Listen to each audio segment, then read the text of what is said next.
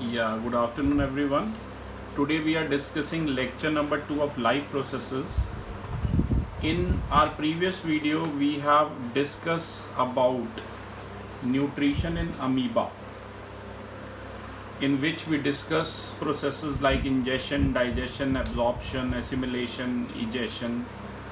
Then I told you the difference between amoeba and paramecium with the help of the diagram, how amoeba eats its food. But today we will discuss about nutrition in human beings, कि human beings में nutrition कैसे होता है।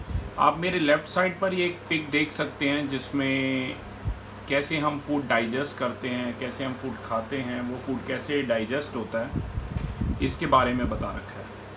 तो आप ध्यान से इस डायग्राम को देखिए। सबसे पहले माउथ कैविटी है जिसके अंदर हमारे टीथ, टंग, सलाइवरी ग्लैंड्स आ जाती हैं। उसके बाद बात करें, उसके बाद टीथ्स का क्या काम है? इनका काम है हेल्प करना, फूड को क्रश करते हैं और ग्राइंड करते हैं फूड को। टंग हेल्प करती है फूड को टेस्ट करने में, ये मूव करती है फूड को हमारे माउथ में और फर्दर स्वेलो करने में, मतलब फूड को आगे पचाने में भी हेल्प करती है।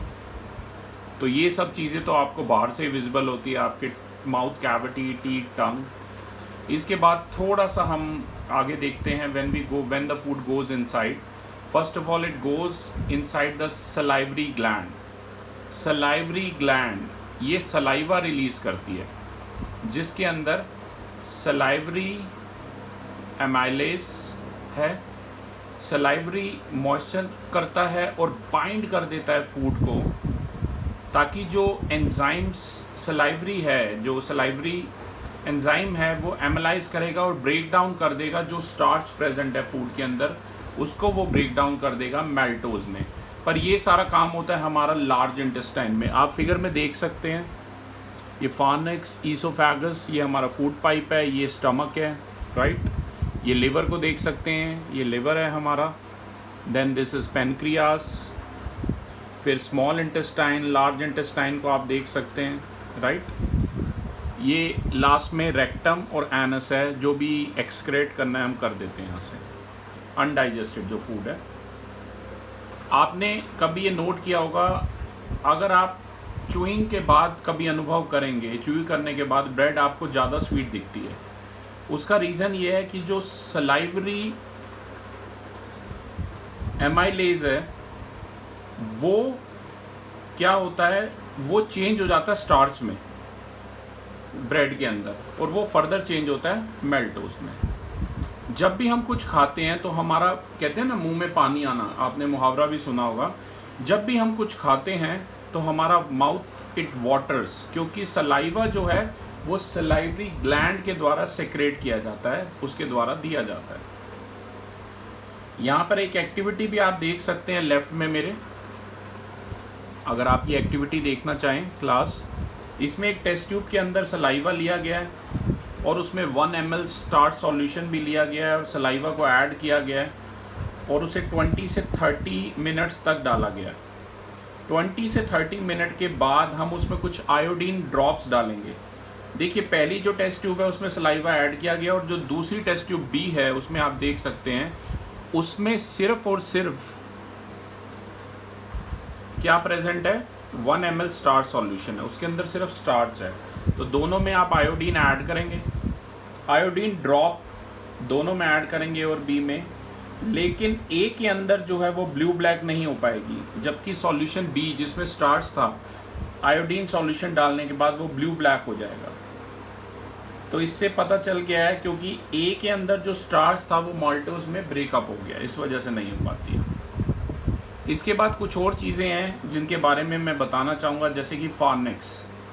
ये कॉमन पैसेज होता है, रास्ता होता है दोनों का, एलिमेंट्री कैनाल और ईसोफेगस। ईसोफेगस जिसे हम फूड पाइप भी कहते हैं, राइट। विंड पाइप अलग है और फूड पाइप अलग है। फूड पाइप का नाम है ईसोफेगस। ईसोफेगस जिसे हम फूड पाइप भी कहते हैं, जैसे कि आपको मैंने फिगर में अब दिखाया था, ये आप ईसोफेगस को देख सकते हो।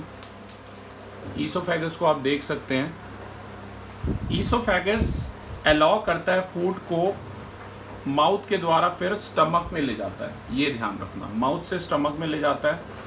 ईसोफेगस में कोई डाइजेशन नहीं होता, इसका बस इतना से काम है, जो भी फूड हमने च्यू किया है फर्दर माउथ से वो स्टमक में जाता है। Next we have is peristalsis. ये एक रिदमेटिक कॉन्ट्रैक्शन और रिलैक्सेशन है मसल्स का, जो एलिमेंट्री कैनाल में प्रेजेंट है। इनका बस इतना सा काम है, ये फूड को और आगे पुश करती हैं। अगर आपके पास लखमीर सिंह है, अगर आप लखमीर सिंह से देखना चाहते हैं तो ये लखमीर सिंह में आपको दिख जाएगा बेटा। अभी तो फिलहाल मैं आपको नोट्स में से पढ़ा रहा हूँ, पर अगर आप देखना चाहते हैं इसमें ढूंढो तो लखमीर सिंह में आपको दिख जाएगा न्यूट्रिशन कैसे होता है ह्यूमन बीइंग्स में, कैसे फूड जो भी हम खाते हैं वो कैसे डाइजेस्ट होता है। अब वन बाय वन इसी फिगर के आगे मैं कुछ पार्ट्स को आपके लिए एक्सप्लेन करना चाहूँगा। जैसे कि ध्यान से देखिए, जैसे कि है स्टमक। सबसे पहले लखमीर सिंह में पेज नंबर 20 पे आप ये सेम फिगर देख सकते हैं। स्टमक की बात करें तो ये एक बहुत बड़ा सा मस्कुलर ऑर्गन है। इसकी जो मस्कुलर वॉल्स होती हैं स्टमक की, वो हेल्प करती है, मिक्स करती है फूड को और बाइल जूसेस को। इसमें गैस्ट्रिक ग्लैंड्स भी प्रेजेंट होती हैं स्टमक के अंदर। एक छोटे से फ्लो चार्ट से आप समझ सकते हैं। देखिए स्टमक में मैंने बताया गैस्ट्रिक ग्लैंड प्रेजेंट हैं जो गैस्ट्रिक जूसेस रिलीज करती हैं। 3 मेन चीज़ें हैं इसके अंदर, एंजाइम पेप्सिन, HCl और म्यूकस। एंजाइम पेप्सिन का काम है ये प्रोटीन को सिंपल फॉर्म में ब्रेक डाउन कर देता है। जो भी प्रोटीन प्रेजेंट है उसको सिंपल फॉर्म में ब्रेक डाउन कर देता है, ये इसका काम है। HCl मीडियम बनाता है, एक रास्ता बनाता है ताकि मीडियम एसिडिक को फैसिलिटेट करता है पेप्सिन के एक्शन के द्वारा। HCl भी प्रेजेंट है हमारी स्टमक में, ठीक है, बट डाइल्यूट फॉर्म में। इसके अलावा ये ग्रोथ ऑफ हार्मफुल माइक्रोब्स, जो हार्मफुल माइक्रोब हैं उनको वो बढ़े ना हमारे स्टमक के अंदर, उनकी ग्रोथ को रोकने के लिए भी HCl का काफ़ी रोल है। इसके बाद बात करते हैं म्यूकस।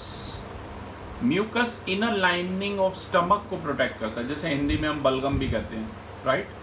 म्यूकस प्रोटेक्ट करता है इनर लाइनिंग ऑफ स्टमक को from the action of acid. ये एसिड के एक्शन के द्वारा स्टमक पे कोई बुरा प्रभाव ना पड़े, इसे रोकने के लिए म्यूकस का काम है। एग्जिट ऑफ फूड, फूड जहाँ से स्टमक से निकलता है उसे स्पिंचर मसल्स कैलकुलेट करती हैं, वो फर्दर रिलीज करती हैं फूड को स्मॉल अमाउंट में स्मॉल इंटेस्टाइन यानी कि छोटी आंत में भेजती हैं, राइट। हिंदी में स्मॉल इंटेस्टाइन छोटी आंत और बिग इंटेस्टाइन या लार्ज इंटेस्टाइन जो है वो बड़ी आंत होती है, ठीक है। अब स्मॉल इंटेस्टाइन मैं आपको एक बार फिगर से दिखा देता हूँ कि स्मॉल इंटेस्टाइन और लार्ज इंटेस्टाइन, ये देखिए, ये आप देख सकते हैं स्मॉल इंटेस्टाइन और लार्ज इंटेस्टाइन को फिगर में। अब जरा हम इनके फंक्शन समझेंगे class, one by one. Small intestine ये सबसे लॉन्गेस्ट पार्ट है एलिमेंट्री कैनाल का। हर्बीवोरस जो सिर्फ ग्रास पे डिपेंडेंट होते हैं, आप चाहें तो लखमीर सिंह में भी पेज नंबर 20 पे फिगर देख सकते हैं। स्मॉल इंटेस्टाइन जो है सबसे लार्जेस्ट पार्ट है एलिमेंट्री कैनाल का। हर्बीवोरस जो है वो ग्रास खाते हैं, वो रिच होते हैं सेलुलोज में क्योंकि वो सिर्फ ग्रास खाते हैं। जैसे जैसे ये सेलुलोज जो होता है डाइजेस्ट करना इसे काफ़ी मुश्किल होता है, तो उनकी जो स्मॉल इंटेस्टाइन है वो काफ़ी लॉन्गर होती है। जो कार्निवोरस है जैसे कि टाइगर जो सिर्फ मीट ही खाता है, उसके लिए डाइजेस्ट करना इजी होता है, तो उनकी स्मॉल इंटेस्टाइन क्या होती है, थोड़ी शॉर्टर होती है। The small intestine is the site of complete digestion. The duodenum of small intestine receive bile juices. ये जो डुओडेनम पार्ट है स्मॉल इंटेस्टाइन का, ये बाइल जूसेस को रिसीव करता है लिवर से, और पेनक्रियाटिक जूसेस को पेनक्रियास से।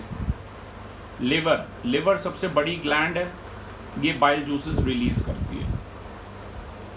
बाइल जूसेस का फंक्शन क्या है, it helps in emulsification of fats.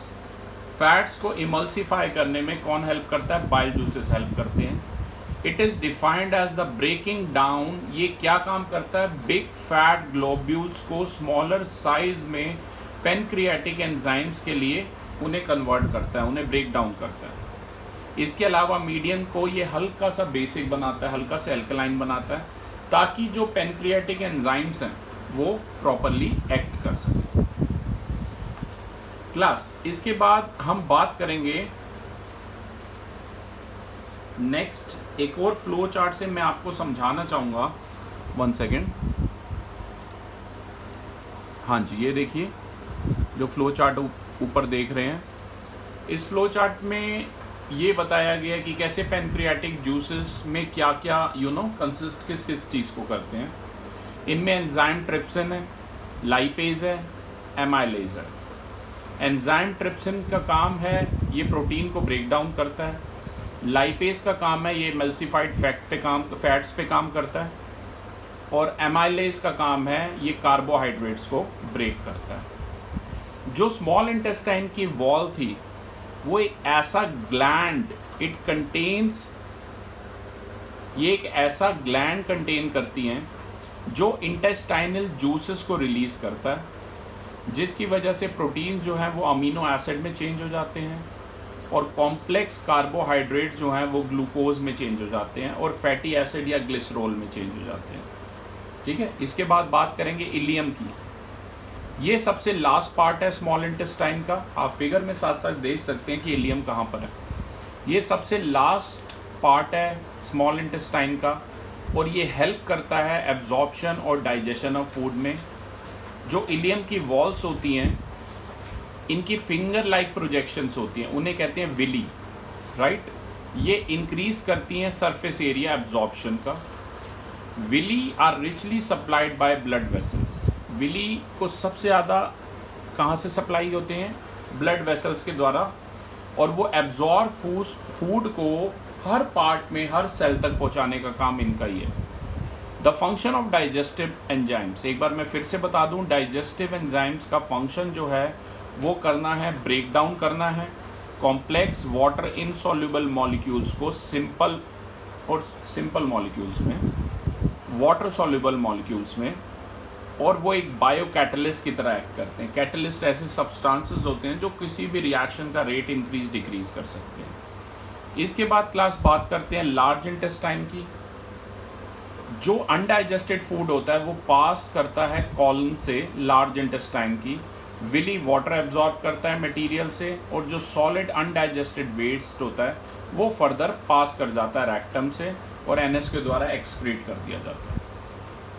जो वेस्ट मटेरियल का एग्जिट है उसके लिए एनल स्प्लिंचर जो है वो मेन काम करता है।